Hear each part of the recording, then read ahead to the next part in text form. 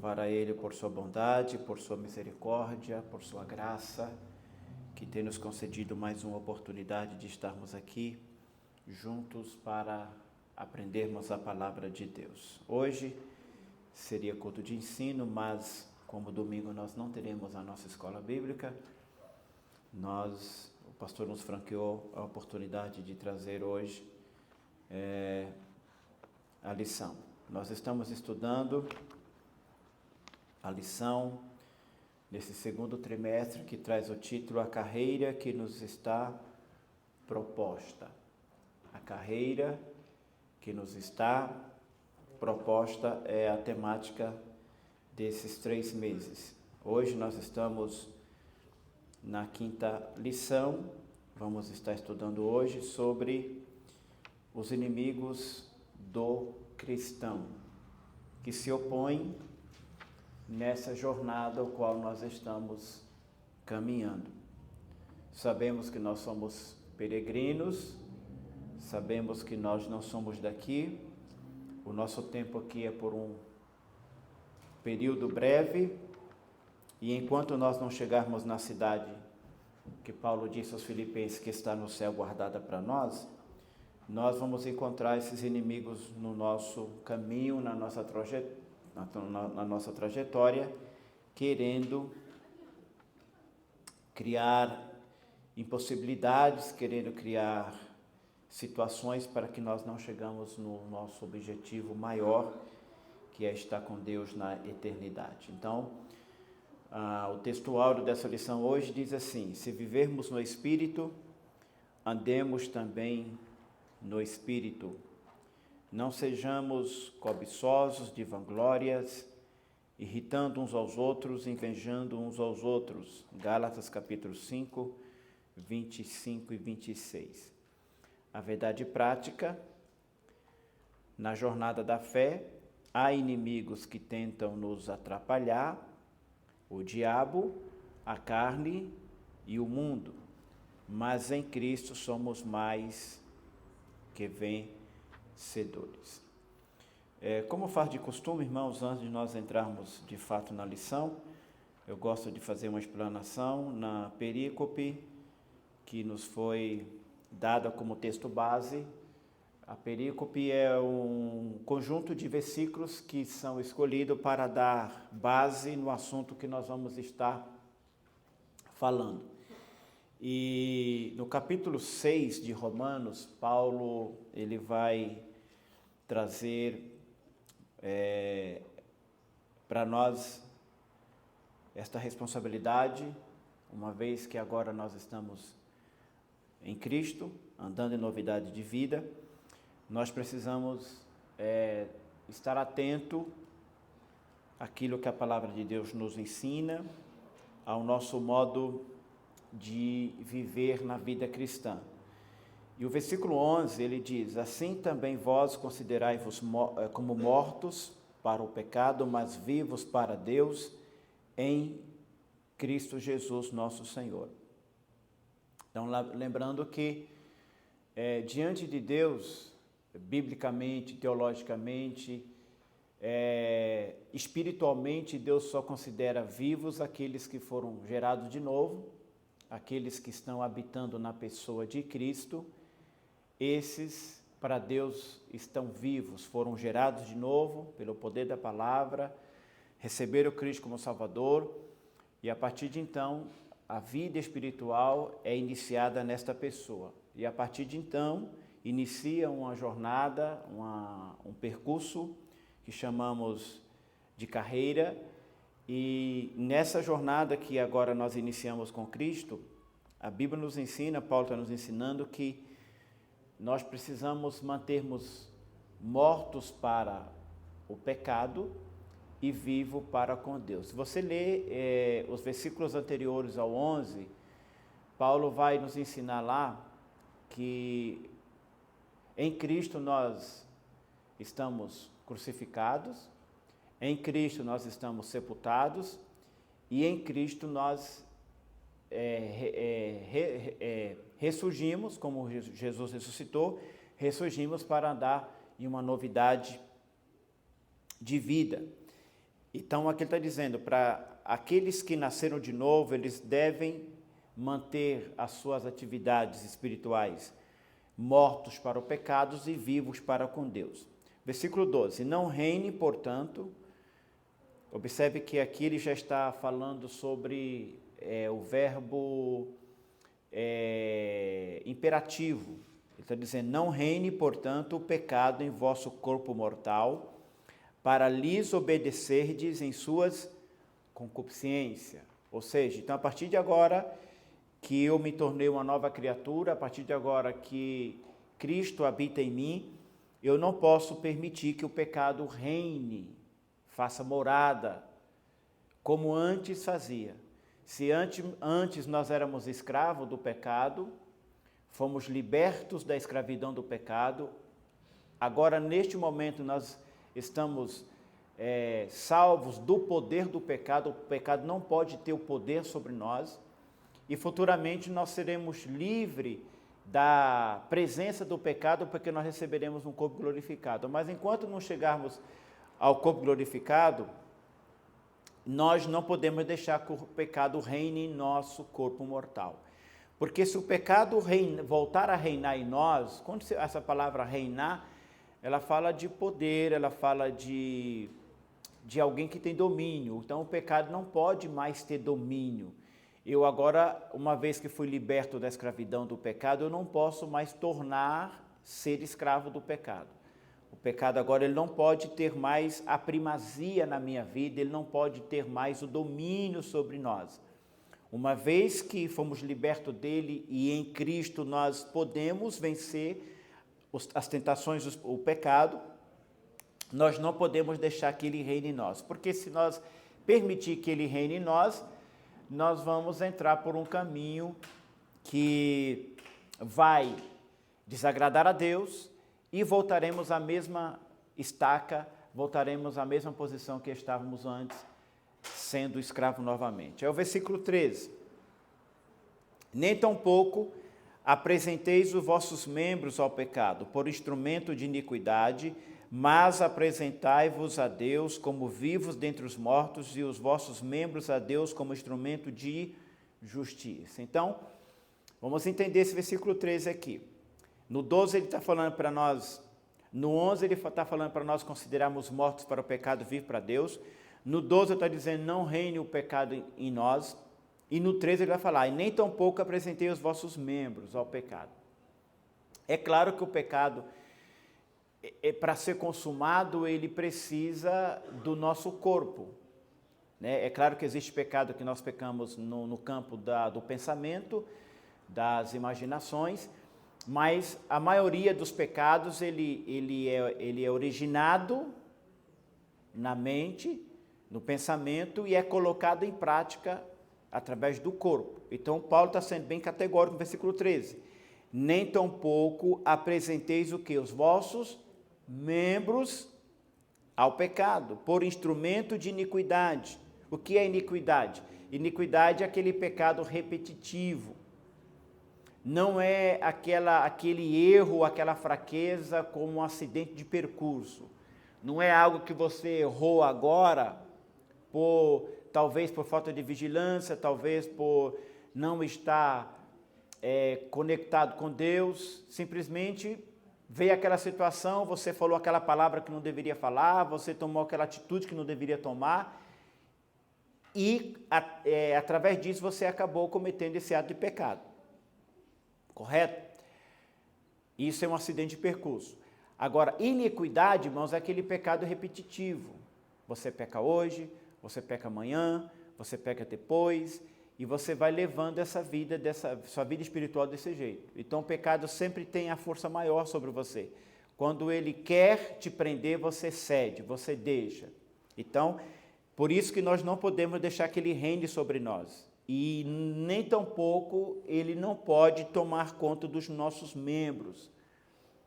Mas Paulo está dizendo, nós devemos apresentar os nossos membros como instrumentos vivos diante de Deus. A tua boca deve ser consagrada a Deus. O que sai da sua boca deve produzir edificação aos que te ouvem e glorificar o nome do Senhor. E infelizmente nós vemos pessoas cristãos que falam palavras torpes, que falam palavras que ofendem a santidade de Deus, que maculam a santidade de Deus, palavras que, como nós estudamos na carta de Tiago, que fere as pessoas, que machuca as pessoas, que destrói as pessoas, e nós não podemos ser tomados por essa escravidão novamente, uma vez que nós fomos livres. Então, nossos instrumentos devem ser consagrados, nossos membros devem ser consagrados como instrumentos vivos para uso de Deus. Aí no 14, porque o pecado não terá domínio sobre vós, pois não estáis debaixo da lei, mas debaixo da graça. Por que Paulo está dizendo isso? Porque a lei, irmãos, a lei é um indicador. A lei, ela dizia para nós, no Antigo Testamento, para aqueles que viviam no Antigo Testamento, a lei dizia, não mate, a lei dizia, não adultere, a lei dizia, não minta, a lei dizia, não tome o nome do Senhor em vão, não faça outros deuses, não idolatra, e assim sucessivamente. Só que a lei, ela apenas nos dava uma diretriz como nós deveríamos andar. A lei, ela não tinha o poder de remir, ela não tinha poder de trazer a pessoa de novo. A lei, ela não tinha poder de restaurar a pessoa. A lei, ela apenas dizia, eu vou usar aqui um exemplo daquilo que é comum na nossa vida. Por exemplo, a lei de trânsito, você está na rua e de repente lá está a placa, vira à direita. Não entre à direita, não entre à esquerda. Obrigado a parar. Ou seja, a lei é mais ou menos assim, ela dava uma direção como que nós deveríamos caminhar. Só que uma vez que você infringir a lei, uma vez que você transgredir a lei ela não tinha poder de ir lá e te arrancar de lá. Pelo contrário, a lei trazia juízo. E algumas situações até juízo de morte. Então, o que Paulo está dizendo? O pecado não pode ter domínio sobre nós mais. Por quê? Porque agora nós não estamos debaixo da lei. Agora nós estamos debaixo da graça. O que ele está dizendo aqui? Ainda que você venha tropeçar, ainda que você venha fracassar, ainda que você venha cair, a graça te dá condição de levantar novamente. Lembra da mulher adúltera que foi pega por aqueles homens e levaram até Jesus? Eles queriam a condenação daquela mulher. E eles questionam Jesus, olha, essa mulher foi pega no ato de adultério. E o que diz a lei? E o que diz a lei? Aí eles disseram, não, na lei de Moisés diz que deve ser apedrejada tal pessoa que for pega neste ato. Jesus fala assim, se vocês não têm pecado, pode exercer a lei. Jesus proibiu aqueles homens de exercer a lei? Não. Jesus somente quis que eles repensassem se eles também não estariam, de uma certa maneira, tão em estado de pecaminosidade como aquela mulher. E Jesus fala, quem não tiver pecado para tirar, pode exercer a lei. A Bíblia diz que começando dos mais velhos, mais novos, foi retirando, até que ficou somente Jesus e a mulher. E Jesus vira para a mulher e pergunta, eles não te condenaram? Eles não te condenaram? A mulher diz não. Aí ele fala, nem eu te condeno. Ali é o encontro da lei e o encontro da graça. A lei representada pelos aqueles homens fariseus que pegaram aquela mulher e a graça representada por Cristo. É claro que Jesus ainda não havia morrido, a graça ainda ainda não tinha sido inaugurada na prática, mas ali estava o autor da graça, Jesus. Jesus fala assim, se a lei não te condenou, quem sou eu, que sou representante da graça, para te condenar? Vai e não peques mais. Então aqui tem um exemplo de que a lei, ela tem o poder a graça tem o poder de restaurar a pessoa e de levantar a pessoa diferente da lei. A lei, ela te dava o indicador, mas se você errasse, ela te punia lá na frente. Até aqui tudo bem? 1 João 2, 15 ao 17, diz assim, não ameis o mundo, nem no que o mundo há. Se alguém ama o mundo, o amor do Pai não está nele. Porque tudo que há no mundo há. O que há no mundo? Concupiscência da carne, concupiscência dos olhos e soberba da vida. Não é do Pai, mas do mundo. O mundo passa e as suas concupiscências, mas aquele que faz a vontade de Deus permanece para sempre. Que mundo é esse que João está falando? Será que é o mundo que Deus criou? Será que é aquilo que nós contemplamos, a natureza, as coisas lindas que Deus formou? Não, não é isso que João está falando aqui. O mundo aqui tem a representação daquilo que é distorcido em confronto com aquilo que Deus estabeleceu. Ou seja, se Deus estabeleceu o padrão moral, o padrão ético que Deus estabeleceu, se o mundo dita regras contra esses princípios que Deus estabeleceu, isso é um sistema maligno, é um sistema mundano, é um sistema corrompido, por isso que a Bíblia chama de mundo. Mas é bom os irmãos entender que mundo aqui não é você ir a uma praia, não é você ir em algum lugar, não é isso. É você ceder à pressão do mundo, aquilo que o mundo diz que é normal quando Deus diz que é pecado. Lembra da serpente no jardim? Que ela questionou Eva e falou, por que você não come? Não, eu não posso comer porque Deus disse que não posso comer. Mas por quê? O mundo sempre quer questionar você, quer questionar a sua razão, quer questionar a sua moral. Mas por que você não pode? E aí a serpente vai falar para Eva assim, não, porque se você comer, você, de certa forma, não foi uma mentira, mas foi uma verdade encoberta para gerar uma outra situação que todo mundo sabe que foi a queda. Então ele diz assim, no dia que você comer, certamente você vai abrir os seus olhos e você vai ter conhecimento do bem e do mal. E olha o que o João diz, tudo que há no mundo é o quê? A concupiscência da carne, o que é isso? Desejo da carne. E concupiscência dos olhos. Quando Eva olhou o fruto, era o quê? Desejou. Ela desejou. Eu falei no estudo de Tiago que no campo da tentação, quando nós somos levados à tentação, até o momento que nós somos tentados, é tudo normal. Todos nós iremos ser levados em um campo de tentação. E lembra os irmãos, Satanás ele conhece quais são as suas fraquezas. Ele vai no ponto mais fraco que você tem e vai te tentar naquela área que você mais tem probabilidade de pecar ou de ceder. E aqui, quando Eva vê o fruto, ela sente o desejo de comer. Até aqui tudo bem, ela poderia ter permanecido ali e não ceder, mas ela cedeu. Então, quando ela cede, ela peca. Aí, quando vem o pecado, o Tiago diz que gera a morte. Primeira coisa que o pecado atinge em nós é a morte espiritual. O que é isso? É o afastamento de Deus. Lembra que eu falei no início da aula? Que para Deus somente quem está vivo espiritualmente, aqueles que estão em comunhão com Ele, aqueles que nasceram de novo. Aqueles que ainda não nasceram de novo, aqueles que não estão em comunhão com Deus, para Deus, quando Deus olha para essas pessoas, Ele vê essas pessoas mortas espiritualmente. Mas para nós que estamos vivos, nós não podemos ceder à tentação, ceder ao pecado, para que a gente não venha morrer. Porque quando a gente peca e permanece no pecado, a gente morre novamente.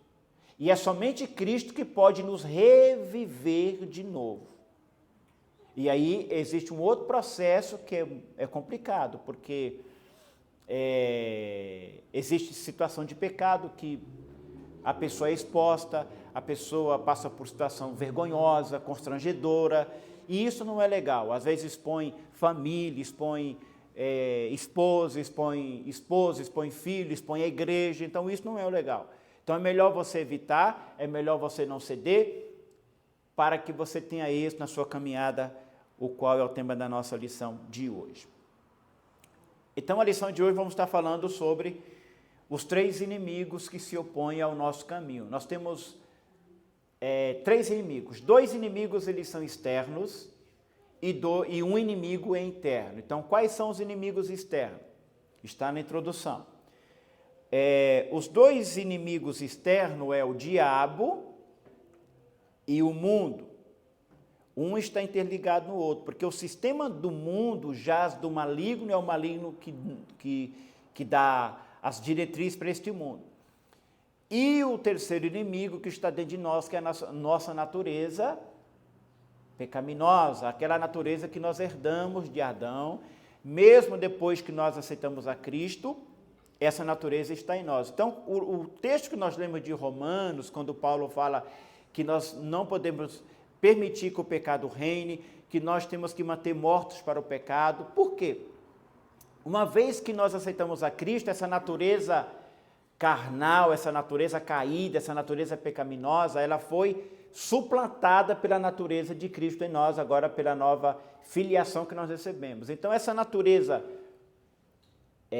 pecaminosa, essa natureza corrompida, que todos nós já nascemos com ela foi suplantada.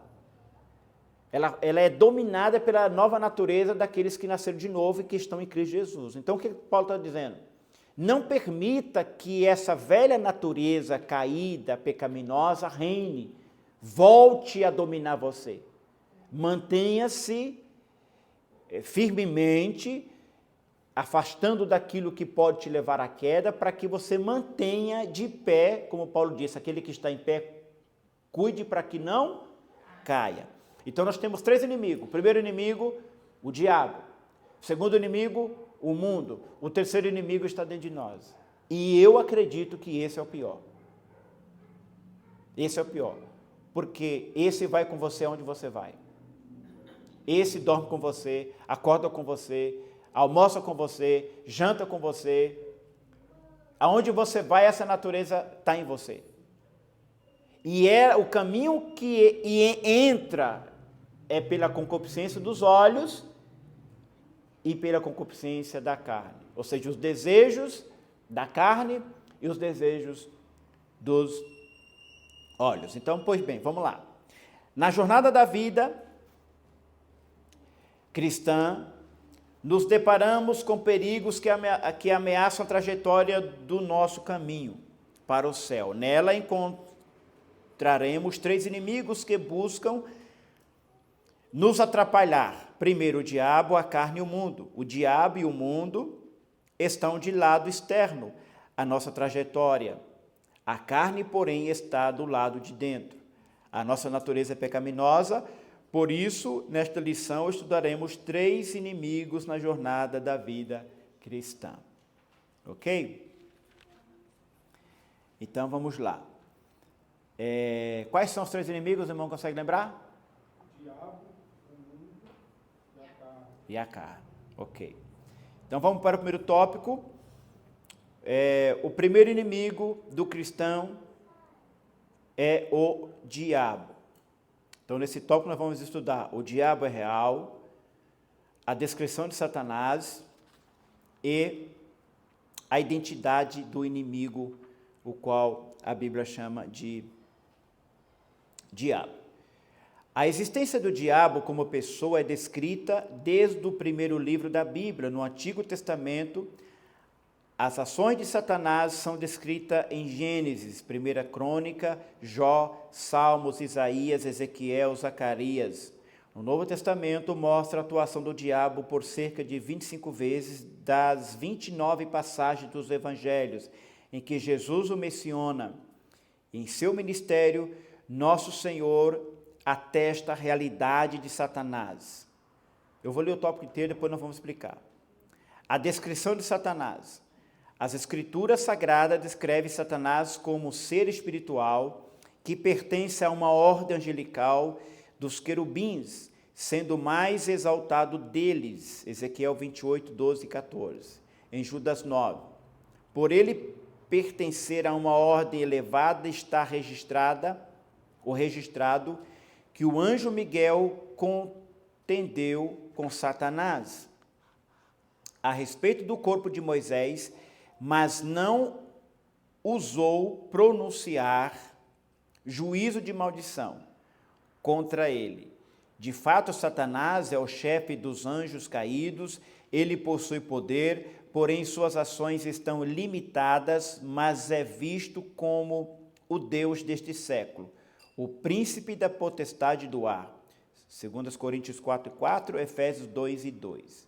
Também podemos afirmar que Satanás é um ser que possui personalidade, ou seja, ele tem inteligência, 2 Coríntios 11:3, raiva, Apocalipse 12:17, desejo, Lucas 22:31, e vontade própria, Isaías 14:13 e 14, e 2 Timóteo 2:26.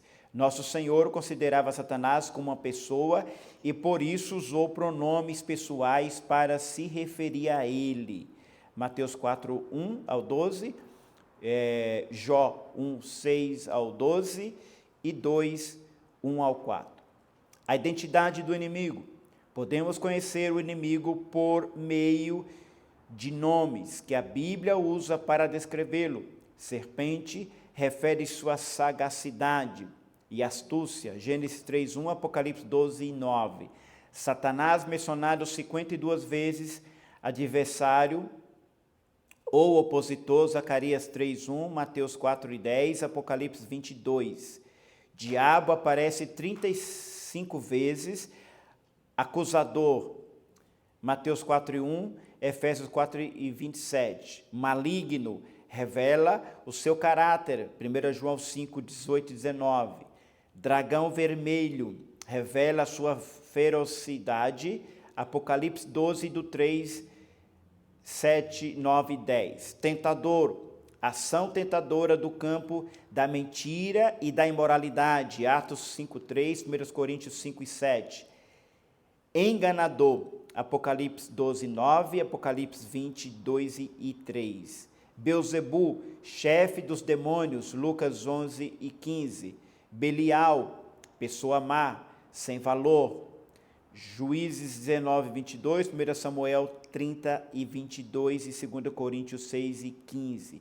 Esses nomes revelam uma natureza cruel, perversa e destruidora do nosso inimigo. Então eu li os 3 subtópicos, no qual vamos estar fazendo um comentário sobre isso. Só um minuto.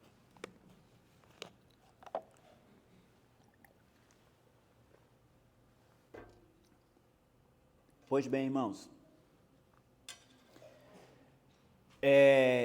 Satanás é real. Há quem diz, os teólogos da teologia liberal, eles dizem que Satanás é uma invenção. Ele diz que Satanás, quando se olha para o Antigo Testamento, não se fala tanto desse personagem. E no Novo Testamento, eles dizem, que esse personagem foi criado para trazer medo, para trazer pavor, para trazer outras coisas mais. Mas nós cremos na pessoa de Cristo, cremos na palavra do Senhor, e a Bíblia, no Novo Testamento, você vai ver várias passagens, como nós recitamos aqui,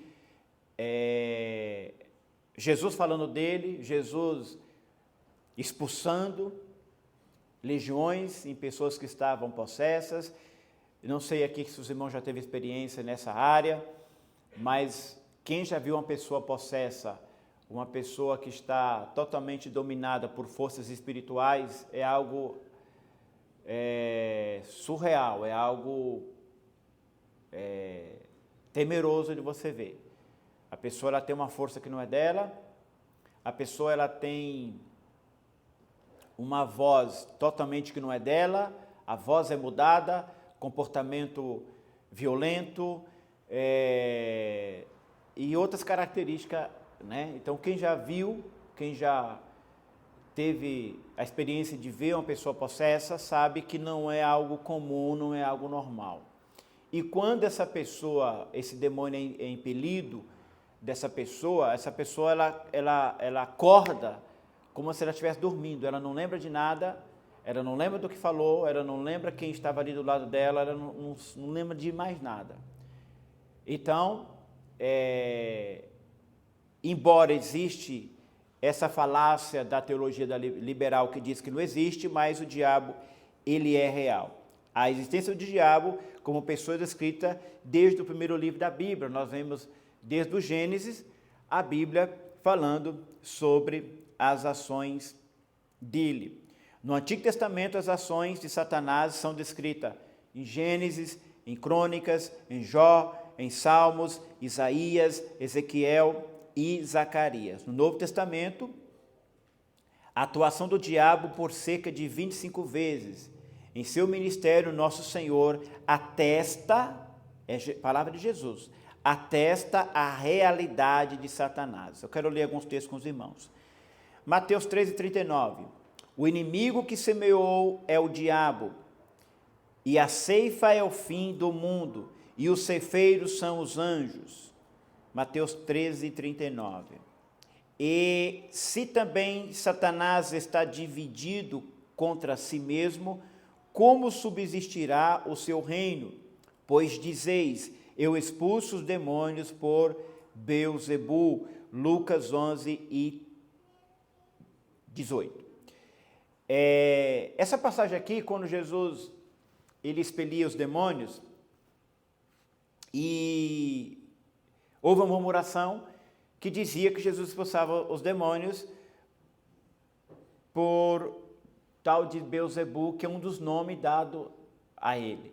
Aí Jesus fala assim, mas como que eu posso expulsar os demônios, libertar as pessoas que estão possessas por esse nome? Por acaso o reino dele está subdividido? Não tem como demônio se opor a demônio.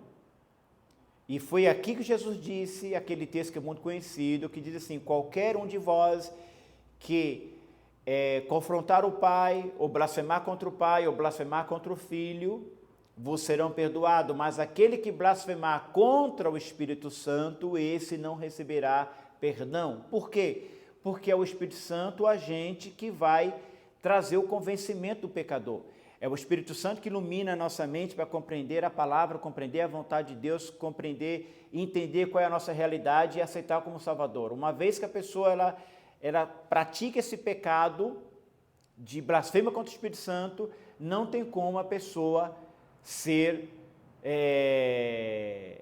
salva, porque não tem um agente que vai gerar nela a salvação, ok? Mas continuando falando de Satanás, a descrição dele: Satanás é um ser espiritual que pertencia a uma ordem angelical dos querubins, sendo mais exaltado deles. Olha o que Ezequiel diz dele, Ezequiel 28, 12 e 14. Tu és o aferidor de medida, cheio de sabedoria e perfeito em formosura.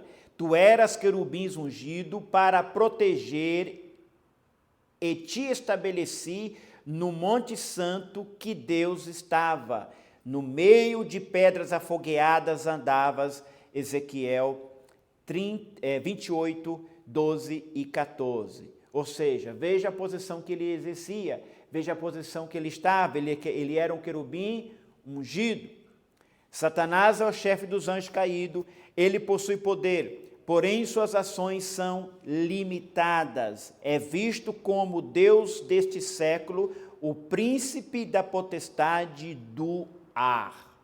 Quando Paulo fala aos Colossenses e quando Paulo fala, se eu não me engano, aos Filipenses sobre potestade, ele está se referindo a este ser, Satanás e os seus anjos, que também é chamado de principado ou potestade. São seres malignos, seres que têm poder, seres que têm ação, seres que têm a permissão de Deus, dentro da permissão de Deus, de agir. Jesus diz que o mundo jaz no maligno. Então, por isso que um dos nossos inimigos, além de ser o diabo, é o mundo, porque o mundo é dominado por ele. Então, é Satanás que coloca na mente das pessoas para criar leis que vai contra os princípios de Deus, virar aquilo que é normal de uma sociedade, de uma família, para zombar de Deus, para trazer ofensa à santidade de Deus. Então veja que um está interligado com o outro. Nos quais, 2 Coríntios 4:4, dos quais o Deus deste século, quem é o Deus desse século? Satanás, cegou os entendimentos dos incrédulos para que não lhes resplandeça a luz do evangelho da glória de Cristo, que é a imagem de Deus. Eu não sei se você já teve a oportunidade de conversar na evangelização com pessoas.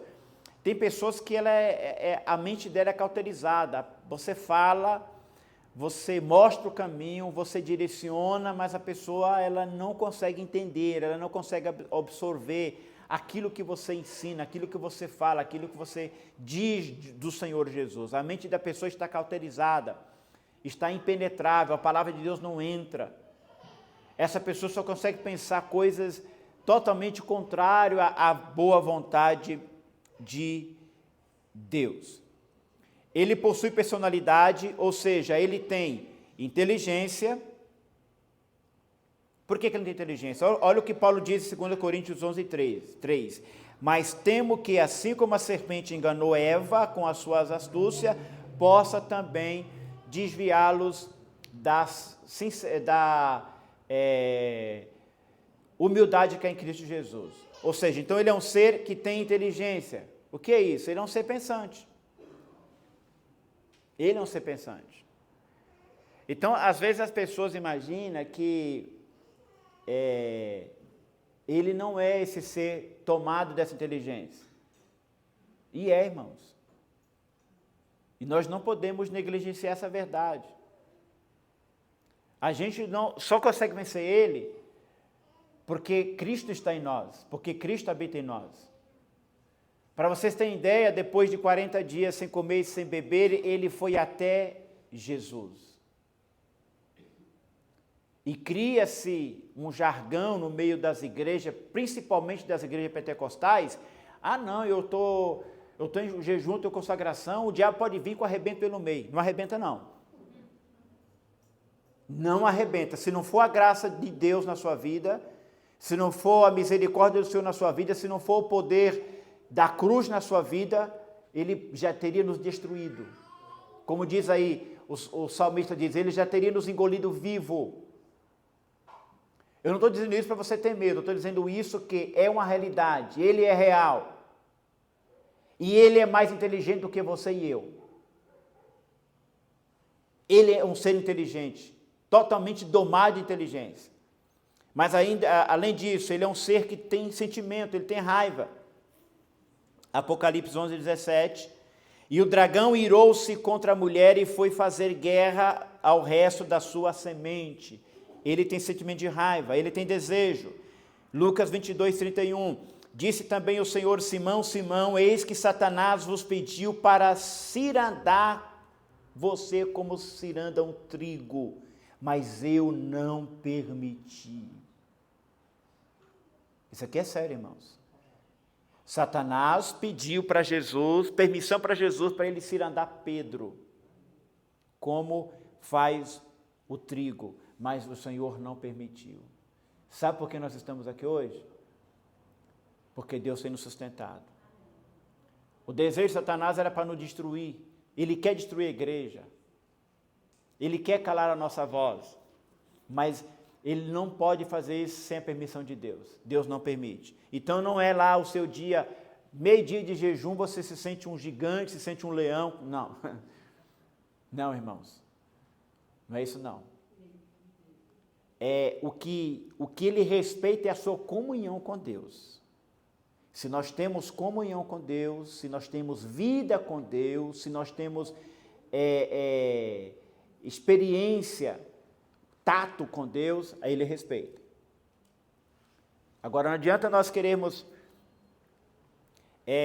achar porque, eu vou consagrar, eu vou jejuar, e ele pode vir que eu vou pegar ele pelo chifre, eu vou arrebentar. Não arrebenta. Eu estou falando de experiência própria, irmãos. É um ser totalmente inteligente, um ser totalmente que tem poder.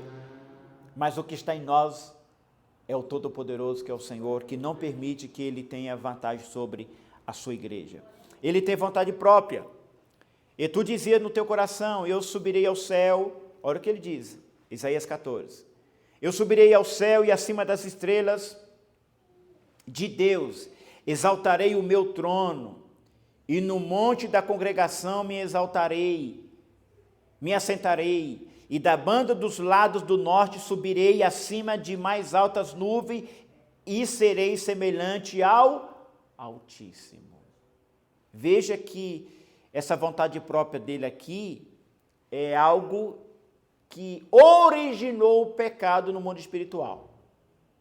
Antes que o pecado atingisse Adão e Eva, ele surge no coração de Lúcifer.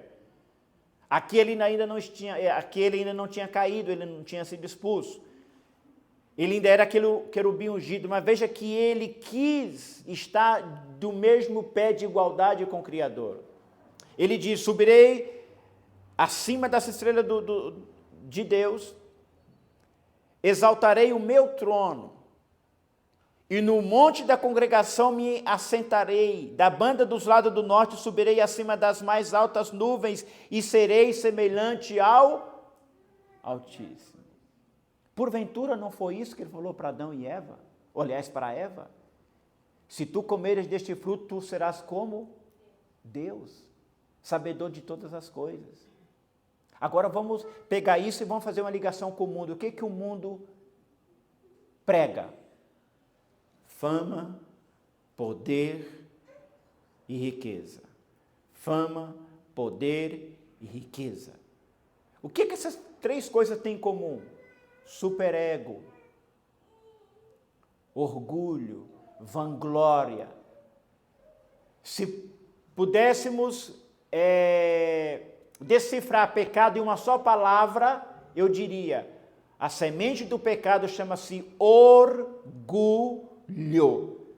Porque Satanás ele cai justamente no dia em que ele orgulhou-se e quis ser igual, semelhante, totalmente diferente de Jesus. Quando você lê Filipenses 2:5, Paulo diz que haja em vós o mesmo sentimento que houve em Cristo Jesus, que sendo em forma de Deus, não teve por usurpação ser igual a Deus, mas aniquilou a si mesmo, e sendo servo, tomou a forma, e sendo homem, tomou a forma de servo, e sendo obediente até a morte, morte de cruz. Pelo que Deus o exaltou soberanamente, que deu-lhe um nome que está acima dos céus e na terra e debaixo da terra, para que todo joelho se dobre, toda língua confesse que Jesus Cristo é o Senhor, para a glória de Deus Pai.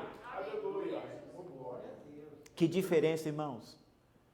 Jesus, ele despede, ele despide as suas vestes reais, ele tira a sua coroa de glória, ele despoja da sua glória, e ele vem como servo obediente, mas alguém até poderia fazer como Jesus fez, mas para ser honrado. Não, a motivação do Senhor não foi essa. A motivação dele foi para salvar você, para me salvar. A missão dele como servo, ele foi obediente em tudo, sempre submisso ao Pai, mas também Deus o exaltou soberanamente. Enquanto Satanás, ele quer a vanglória, ele quer o orgulho, ele quer a prepotência, ele quer chamar os holofotes para si. Enquanto isso, Jesus, ele tomou o caminho do servo manso e humilde para glorificar o nome do Pai. Olha a diferença, irmãos. Pois bem, qual é a identidade desse inimigo? Os nomes que a Bíblia usa para destacá-lo. Chama de serpente, refere sua sagacidade e astúcia, Apocalipse 12:9. Satanás, adversário, opositor, Mateus 4:11. Diabo, acusador, Efésios 4:27. E aqui é muito importante. Efésios 4:27 diz assim, não deis lugar ao diabo. Então aqui é uma advertência, um texto normativo para nós. Não podemos dar lugar para o diabo. Por quê, irmãos? Porque se você der lugar para o diabo, ele vai te vencer. Ele é um ser totalmente mais ágil. Você tem quantos anos? 20, 30? 50, 60? E a idade dele? O que ele já viu? O que ele já fez? Quantas pessoas ele já matou? Quantas pessoas ele tirou da presença de Deus? Só do céu ele tirou uma terça parte dos anjos. Pessoas que estavam diante do trono de Deus, ele conseguiu jogar a sua conversa e trazer com ele uma terça parte dos anjos que estava com Deus, que via Deus, que adorava a Deus. Agora imagine eu e você. Aí você olha para você, não, porque não. É graça de Deus, irmão. É graça de Deus na sua vida, senão ele já tinha te matado.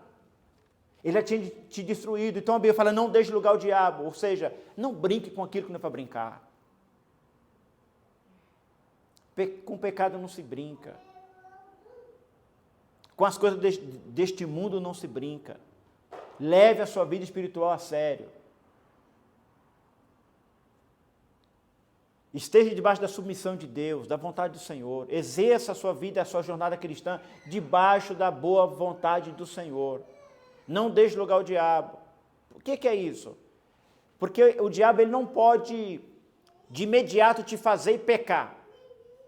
Então ele vai criar primeiro, ele vai criar o cenário, ele sabe quais são as suas fraquezas, porque ele te assiste, ele sabe quais são as fraquezas que você tem. Ele, sabendo disso, ele vai criar situações. Por que você fala isso, pastor? Quando Jesus estava 40 dias, 40 noites sem comer e sem beber, o que é que ele levou para Jesus? Uma Ferrari? Não. Ele levou para Jesus, a ideia de Jesus tinha que alimentar. A fraqueza de Jesus naquele dia era comida.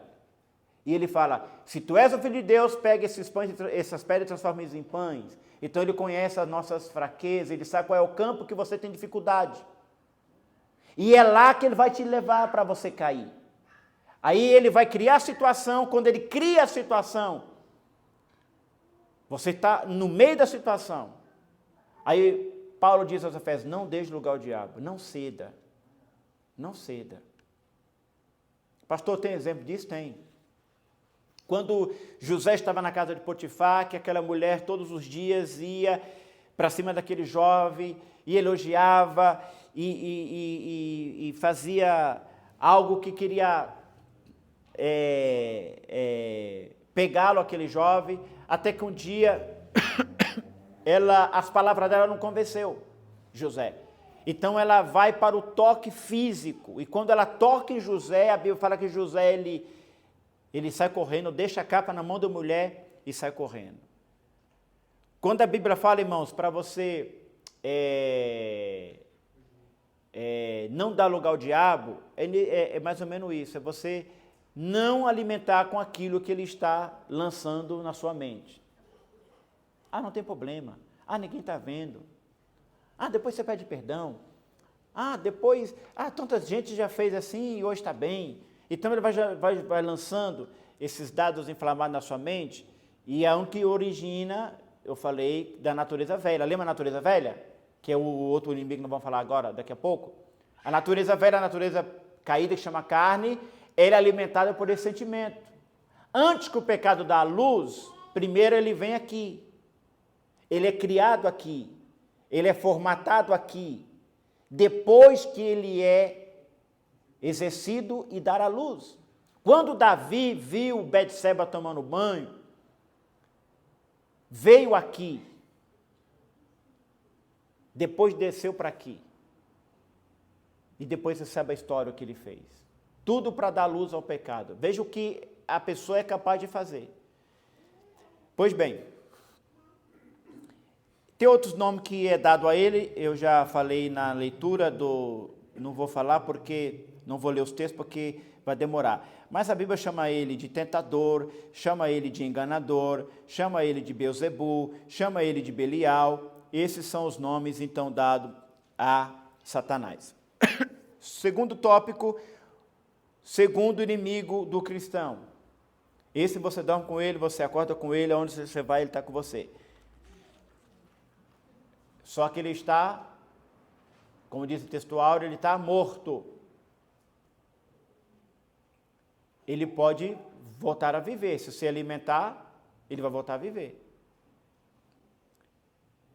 Segundo inimigo do cristão, a carne. Conceitos bíblicos da carne. A carne no Novo Testamento e a perspectiva doutrinária da palavra carne. Vamos lá então.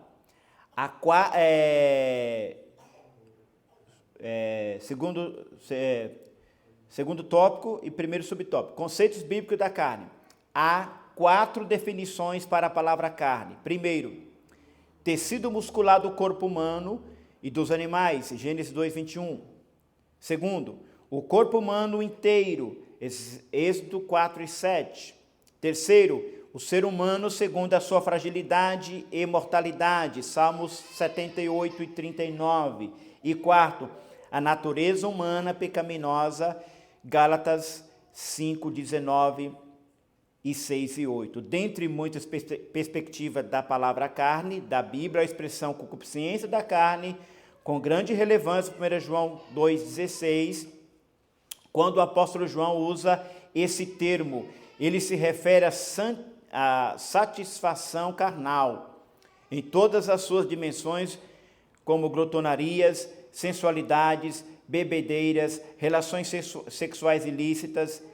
A expressão revela que não há critério ou norma moral no contexto em que a busca pelo prazer individual dita a tendência é o egoísmo em grau elevado. Segundo, a carne no Novo Testamento. Na perspectiva do Novo Testamento, o termo grego sarx, isto é, carne, é uma referência direta à totalidade da natureza humana pecaminosa, a parte de Deus, ou distante de Deus, degradada sem a presença do Espírito Santo. Em suas cartas, o apóstolo Paulo evidencia o que uma natureza dominada pela carne pode produzir. Gálatas 5:19, Colossenses 3, 5 e 9. A carne se opõe a Deus e aos seus propósitos, pois ela teciona caminhar de modo independente do Altíssimo. Seu desejo e vontade estão fora dos planos divinos. Ela faz com que o ser humano seja como se fosse o próprio Deus. Lembra que nós falamos do inimigo, primeiro inimigo, o que ele queria ser? Terceiro, a perspectiva doutrinária da palavra carne. Doutrinariamente, a carne é a natureza humana depois da queda de Adão. Como vimos, a expressão carne pode ser usada para se referir ao corpo humano, 1 Coríntios 15, 39. Mas também a natureza pecaminosa, Romanos 8 e 6. Nesse sentido, embora uma mesma palavra possa trazer sentidos diferentes, não há razão de confundir-se entre a carne como corpo e carne como a natureza pecaminosa, pois o que é produzido pela natureza pecaminosa, logo é conhecido como, por exemplo, a idolatria é uma obra da carne, ou seja, da natureza humana pecaminosa. Pois bem, então nós lemos os 3 subtópicos do nosso segundo inimigo, que se chama a carne.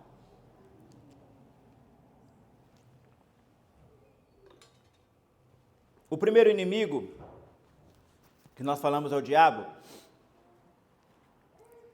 é um inimigo externo. Ele por si só, ele não tem o poder de te fazer pecar. Ele vai criar o ambiente, ele vai criar a situação para que esse segundo inimigo que habita em você, que é a natureza caída, ceda. Então veja que um está interligado ao outro. O nosso maior inimigo é Satanás, o segundo inimigo é a nossa carne, e o terceiro inimigo é o mundo. O mundo é ditado pelas regras dele. E a nossa natureza caída, a nossa natureza pecaminosa, ela é levada ao campo da tentação pelo próprio Satanás. Ele vai criar a situação para que essa natureza caída, que ainda está em nós, porque ela só será desfeita no dia que você receberá o corpo glorificado, no dia da redenção final, enquanto você estiver neste mundo, neste corpo, meu irmão, é guerra sobre guerra, é luta contra luta, porque ela não quer agradar a Deus, ela não quer servir a Deus, ela não quer submeter a Deus, ela não deseja agradar a Deus. Quando se fala de carne no sentido de concupiscência, no sentido de natureza pecaminosa, ela só deseja se alimentar com aquilo que lhe dá prazer. Lembra que nós falamos na carta de Tiago, que a pessoa buscava o prazer, o hedonismo, buscava o prazer de qualquer custo? O importante é a pessoa se autorrealizar? Entra aqui também essa questão. Então vamos lá. Há 4 definições para a palavra carne. Nós falamos o tecido muscular, não é isso que é um inimigo nosso. O corpo humano inteiro também não, porque o corpo por si só, ele não pode fazer nada, ele vai depender da alma, ele vai depender do sentimento, ele vai depender das vontades. Quando você alimenta pelos pensamentos, os membros do teu corpo vão se ativar para pecar. Por exemplo, alguém que tem o vício de roubar ou pegar o que não é dele. Quando ele vê alguma coisa fácil, dando bobeira, logo ele vai alimentar, ele vai olhar para aquilo com concupiscência dos olhos, ele vai olhar, vai desejar. Quando ele olha e deseja, ele vai ver, bom, eu tenho oportunidade de pegar isso. Então o que é que ele faz? Ele vai e pega. Então somente o pensamento, ele não tem como pegar com o pensamento, então ele vai usar o corpo, a mente vai mandar, a alma vai mandar a mensagem para os membros do corpo e os membros do corpo vai ativar esse pecado. O ser humano, segundo a sua fragilidade e imortalidade, que também está falando como parte humana, como carne, e aqui sim a natureza humana pecaminosa. Gálatas 5,19 diz assim: porque as obras da carne são manifestas, as quais são prostituição, impureza, lascívia. Gálatas 6,8, porque o que semeia na sua carne, na carne se fará corrupção. A expressão concupiscência da carne tem grande relevância. João 2,16, porque tudo o que há no mundo, há concupiscência da carne, há concupiscência dos olhos e há soberba da vida. Não é do Pai, mas do mundo. 1 João 2,16. Se refere à satisfação da carne em todas as suas dimensões: glutonarias, sensualidades, bebedeiras, relações sexuais ilícitas. Não há critério ou norma num contexto em que busca pelo prazer individual dita e a tendência. É o egoísmo em grau elevado. Então, a concupiscência da carne, no sentido etimológico, é isso, irmãos. É aquilo que dá prazer. Tem pessoas que a fraqueza dela é glutonaria. Ela não sabe a hora que tem que parar, a ponto de passar mal. Tem pessoas que é a sensualidade. Eu não tenho que ficar sensual porque eu tenho que chamar atenção. Eu vou colocar uma roupa curta, eu vou mostrar minhas partes porque eu quero chamar atenção. Porque se alguém me elogiar, ela vai se sentir autorrealizada ou autorrealizado. Tem pessoas que a fraqueza é bebedeira. É o vício do álcool, porque quando ele bebe, ele atinge o ápice do clímax e se sente realizado. Outros é relações sexuais ilícitas, não contente com a mulher, com a sua própria esposa. Aí tem uma esposa em casa, tem outra mulher não sei aonde, outra mulher não sei aonde, outra mulher não sei aonde. Não, a Bíblia diz que cada um deve ter a sua esposa e o seu marido. E, por último, o egoísmo, né, que é aquilo que nós já falamos que originou lá em Satanás, aquele orgulho que a pessoa tem. Isso é ruim. Nós acabamos de estudar a carta de Tiago, onde que a acepção de pessoas ela é pecado. Por mais que você é qualificado, por mais que você tenha você sabe que você é superior à pessoa, mas isso não te dá o direito de você humilhar aquela pessoa, não te dá o direito de você subjugar aquela pessoa, não dá o direito de você passar por cima daquela pessoa. Isso, quando você vai estudar a ética vai nos ensinar sobre isso. Então, o egoísmo, o orgulho, é um sentimento também que aí os membros não vai ativar. É um pecado que não precisa do corpo para pecar, no sentido assim dos membros do corpo. É um pecado que está direto no coração da pessoa. A altivez de espírito, a altivez de alma. Ela se julga melhor, ela se julga capaz, ela se julga superior, e isso não é legal. A Bíblia nos ensina a ser humilde. Amém? Segundo, a carne no Novo Testamento. No Novo Testamento, a carne refere-se à natureza humana pecaminosa à parte de Deus, ou separada de Deus, degradada sem a presença do Espírito Santo. Paulo mostra que uma natureza dominada pela carne pode produzir. Vamos lá. Agora sim, Gálatas 5, 19, completo ao 21. Porque as obras da carne são manifestas quais são? Primeiro, prostituição, impureza. Prostituição aqui, irmãos, é qualquer tipo de relações sexuais fora do casamento. Seja entre jovens e jovens, seja entre jovem e casado, seja casado e casado que não seja seu parceiro ou sua parceira. Impureza, lascívia, vestir de uma maneira que chama atenção, ou que atrai olhares ou desejo de terceiro. Idolatria, tem dois tipos de idolatria: feitiçaria, inimizade, que é briga, porfias, emulações, iras, pelejas, dissensões, heresias, invejas, homicídios, bebedice, glutonarias e coisas semelhantes a estas, acerca das quais eu vos declaro, como já antes vos disse, que os que cometem tais coisas não herdarão o reino de Deus. Mas Deus não perdoa? Perdoa. Mas por que Paulo está falando que não vai herdar? Porque isso aqui é iniquidade. É a prática. É o reinado, essas coisas reinam na pessoa. Por isso que Paulo fala assim, não permita, portanto, não reine o pecado sobre vós. Isso aqui se torna uma coisa que reina na pessoa, se torna iniquidade. Ela peca hoje, ela peca amanhã, ela peca depois, e vai pecando, ela perde o temor de Deus. Ela se familiariza com isso, ela acha que isso é normal, é comum. E não é. Ainda que não chegou à conta, mas o texto está dizendo, você não vai herdar o reino de Deus. Tome cuidado.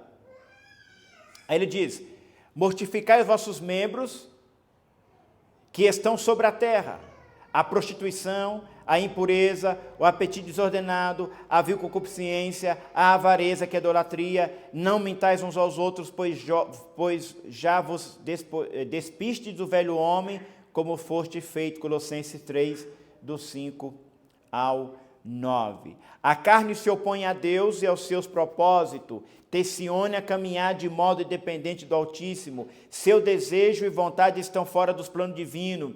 Faz com que o ser humano haja como se fosse o próprio Deus. Tomamos cuidado com isso, irmãos. Perspectiva da doutrina da palavra carne. A carne é a natureza humana depois da queda de Adão. Romanos 8,6 diz assim, porque a inclinação da carne é morte, mas a inclinação do espírito é vida e paz. Não há razão de confundir-se entre carne como corpo e carne como natureza pecaminosa. O que é proibido pela natureza pecaminosa, logo é reconhecido. Idolatria é uma obra da carne. Ok, meus irmãos? Vamos então para o último tópico. O terceiro inimigo que se opõe na nossa caminhada cristã, que é o mundo. E esse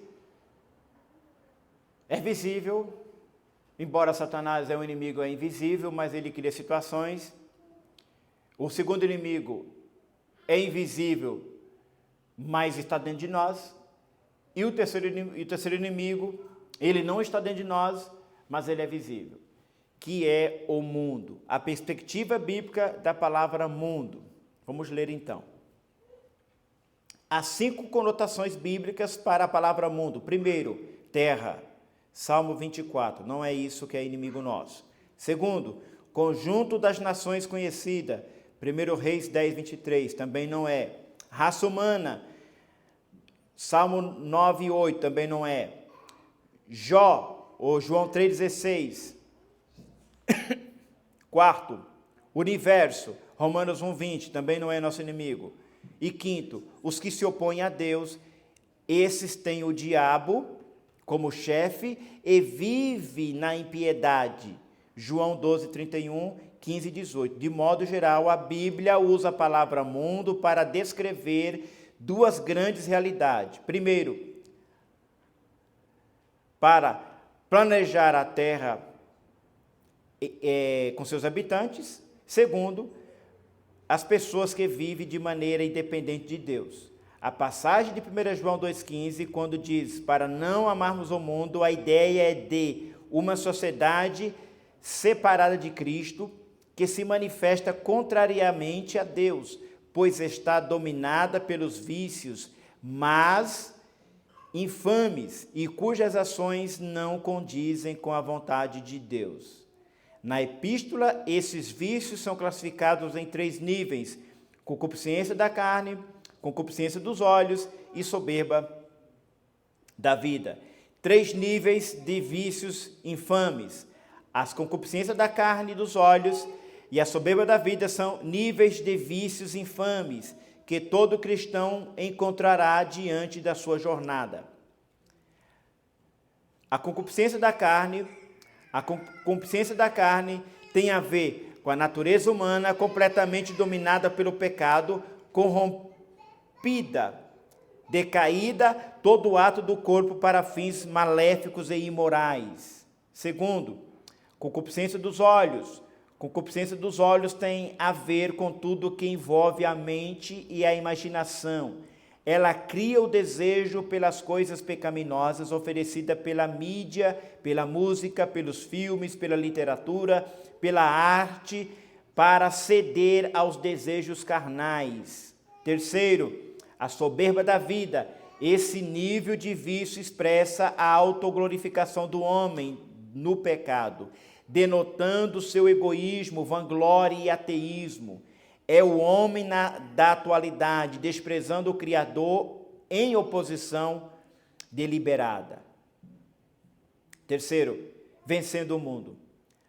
Há um sistema carnal que age sob controle maligno, que busca nos remover do caminho que leva ao céu, por meio de ideologias anticristãs, estilo de vida que não glorificam a Deus. Há formas contrárias aos valores do Evangelho. Para vencer essas investidas, é preciso ter uma vida cheia do Espírito Santo. Efésios 5,18. É preciso também viver plenamente em Cristo Jesus. Fazer a vontade de Deus. Mateus 7,21. Sendo assim, precisamos nos sustentar a Ele. Resistir o diabo, pois, e temos a sublime promessa que Ele fugirá de vós. Então nós temos aí, em resumo, a palavra mundo no sentido terra, mas não é esse que é o nosso inimigo, mas sim aquelas pessoas que vivem de maneira independente de Deus. E esse sistema tem como senhor deles o diabo, que é como chefe que vive daqueles que vivem na impiedade. Uma sociedade separada de Cristo, se manifesta contrariamente a Deus, está dominada pelos vícios mais infames, suas ações não condizem com a vontade de Deus. As concupiscências da carne e dos olhos e a soberba da vida são níveis de vícios infames. A concupiscência da carne tem a ver com a natureza humana completamente dominada pelo pecado corrompido e decaída. Então, aquela pessoa que é escrava, ela se torna escrava dos seus desejos. Eu falei no ensino sobre Tiago, irmãos, que no campo da tentação, até você chegar no campo da tentação, não tem problema, porque nós somos tentados. Agora, o problema é você ceder à tentação. O problema é porque uma vez que você cede à tentação, é difícil você voltar atrás. Uma vez que você cedeu, vai dar luz ao pecado. E a Bíblia fala, dando luz ao pecado gera a morte, que é a morte espiritual. Automaticamente a pessoa está desligada de Deus. Automaticamente. Pastor, mas se a pessoa morrer ali no ato? Eu não posso julgar. A questão de julgar e condenar está no campo, eu entendo que está no campo totalmente que pertence a Deus. Tiago disse que somente ele pode fazer isso. Agora, teologicamente, dá para entender que, uma vez que o pecado nos separa de Deus e gera a morte espiritual, e a pessoa não tem tempo de se arrepender, confessar e pedir perdão, então a pessoa morre naquele estágio, corre o grande risco, sim, de perder a salvação. Porque nós lemos lá, 1 Coríntios 6, 11 e Gálatas 9, 5 e 19, que os que tais coisas fazem não herdarão o reino de Deus. Se morreu naquele estágio porque não houve tempo de pedir perdão a Deus, e pode correr o risco, sim, de perder a salvação. Concupiscência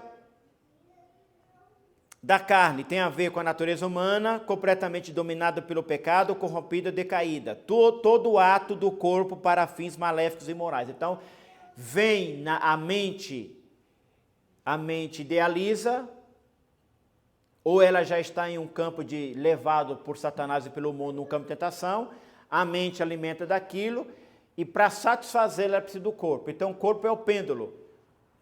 Ou o corpo cede ao Espírito para ser instrumento de justiça para a glorificação do Senhor, ou o corpo vai pender para os desejos da alma, da carne, e vai pecar.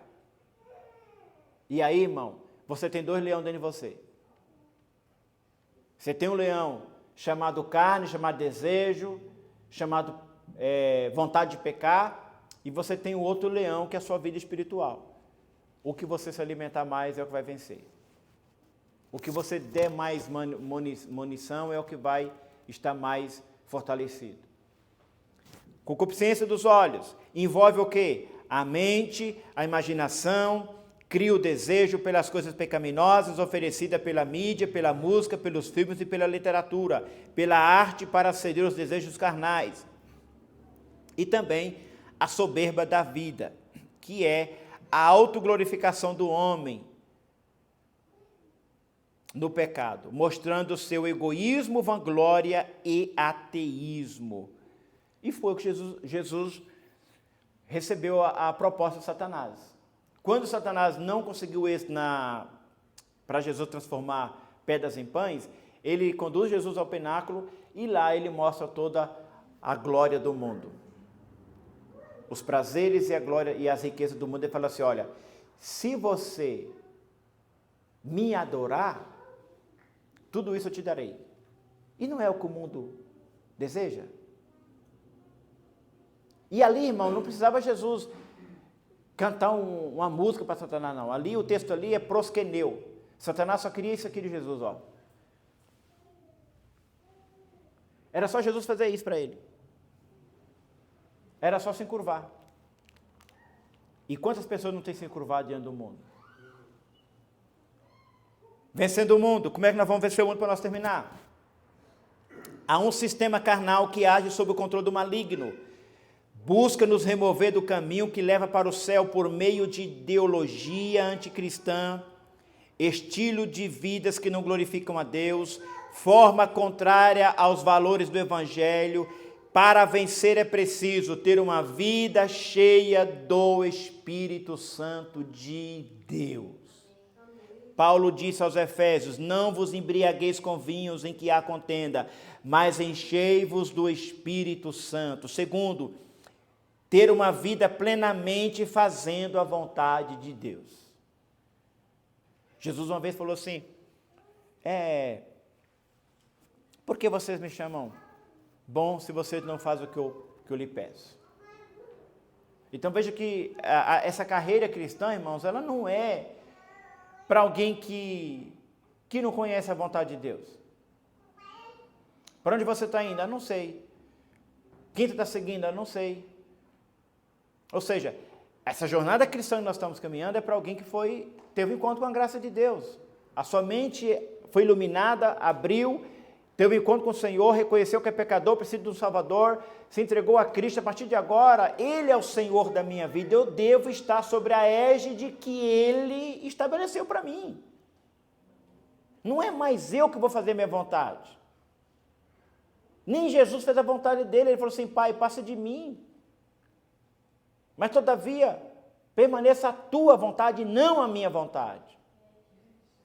Porque se você for fazer a sua vontade, meu irmão, você não vai querer glorificar a Deus, você não vai querer levar essa vida sua cristã, você vai querer pecar, você vai querer o mundo.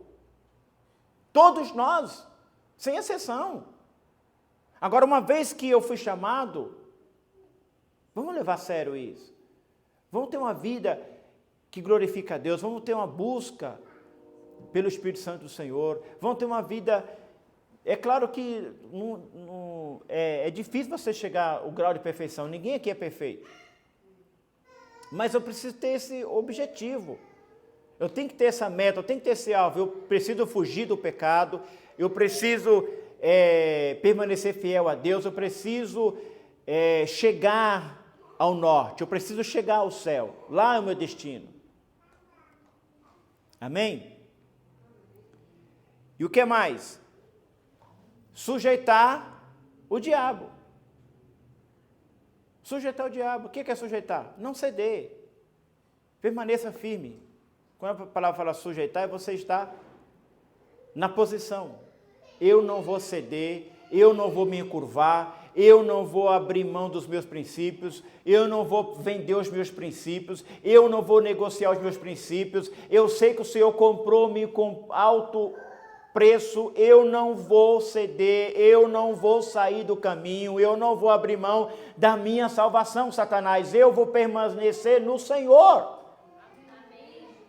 Sujeitar Ele é isso, é você não sair da posição que Deus te colocou. Concluindo, irmão, o diabo quer enfraquecer a nossa caminhada rumo aos céus. Aí Pedro disse, sede sóbrios, vigiai, porque o diabo, vosso adversário, anda de redor, bramando como leão, buscando a quem possa tragar. 1 João 5,8. Precisamos viver constantemente sob a presença do Espírito Santo, preparados e fortalecidos em Deus. Amém? Que Cristo nos ajude a ter sucesso, irmãos, na nossa carreira cristã. Tenha em mente isso, irmãos. Isso é realidade. O diabo é real, o mundo é real e a nossa natureza pecaminosa, ela é real. Como é que eu vou vencer esses 3 inimigos que estão diante de mim? Fazendo a minha parte como filho de Deus. Se você fizer a sua parte como filho de Deus, se você manter uma vida de comunhão com Deus, uma vida espiritual ativa, porque senão a gente se torna crentes nominais, crentes frequentadores simplesmente de uma igreja. E o reino de Deus não é isso, o reino de Deus está muito além disso. Eu preciso eu tenho que estar ligado na oliveira verdadeira, eu tenho que estar... O meu elo com o Senhor precisa estar ligado. A minha comunhão com Ele precisa estar de pé. Fugir da aparência do mal. Se você está percebendo que aquilo pode te levar a uma queda, fuja daquilo lá. Seja esperto. Tenha discernimento das coisas. Observe, olhe. Veja o que está acontecendo. Se você percebe que aquilo pode ser um laço, fuja daquilo. É assim que a gente vence. Não basta você somente ter uma vida de oração, uma vida de jejum, e quando você está diante de situação, você cede. Não, você tem que fugir de lá. Você se alimenta, quando você vai no combustível, colocar combustível no seu carro, para que é? Para ele ficar parado? para ele se mover. Nós viemos na igreja para quê? Para nos abastecer com a palavra, com o poder de Deus. Como foi domingo, uma coisa maravilhosa aqui. Para quê? Para me dar combustível para vencer as tentações lá fora. Eu venho aqui no oásis de Deus, me abasteço aqui, quando eu estou lá fora, eu vou dizer não para o mundo, vou dizer não para Satanás e vou dizer não para a minha natureza caída. Amém? Que Deus em Cristo nos abençoe e nos ajude, irmãos, a vencer esses inimigos que estão diante de nós. Você querendo ou não, eles estão diante de você. Mas para vencer é somente com Cristo. Amém?